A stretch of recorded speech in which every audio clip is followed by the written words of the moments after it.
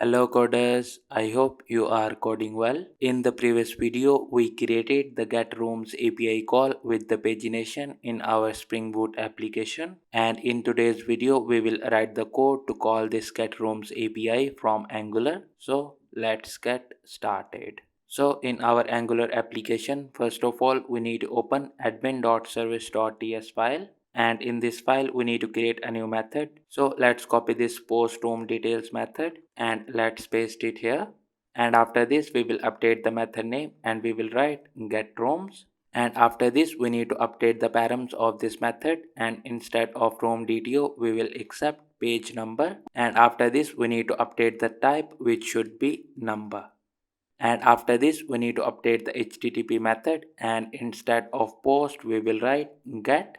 And after this we need to update the API URL, which should be api/admin/rooms instead of room. And after this let's remove this room DTO from the request body.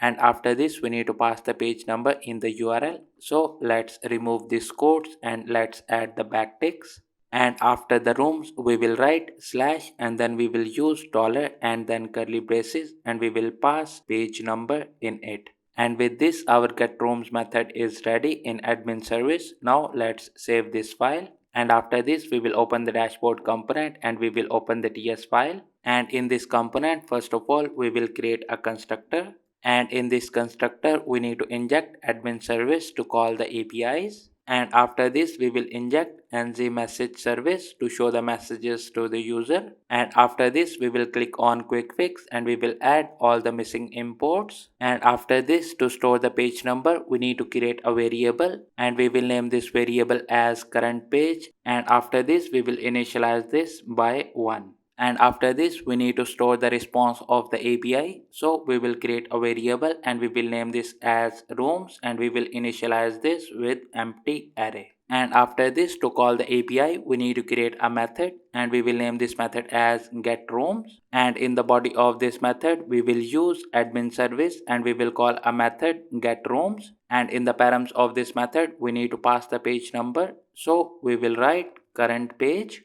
And after this we will subtract 1 from it. And after this we will subscribe the response and we will name this as res and we will write an arrow function. And in the body of this function we will write a console.log statement, and in this we will log the response. And after this we will update our rooms variable and we will set the response in it. And with this our getRooms method is completed. Now we need to call this getRooms method from the constructor. So in the body of this we will use this dot getRooms. And after this we will save this file and we will run our application.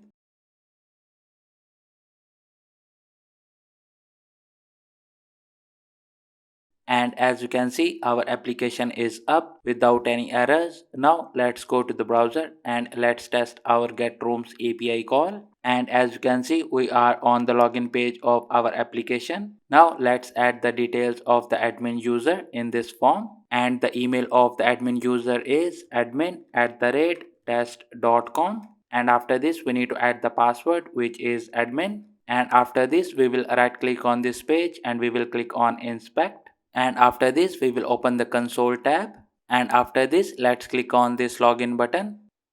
And as you can see, after the login we got redirected to the admin dashboard, and in the console we got the response of our API, which contains page number as 0. And after this we are getting room DTO list, and in this list we got one room, and at the end we got the total pages as 2. And that's it for today's video. In the next video we will write the code to show this data on this page, and after this we will implement the pagination functionality as well.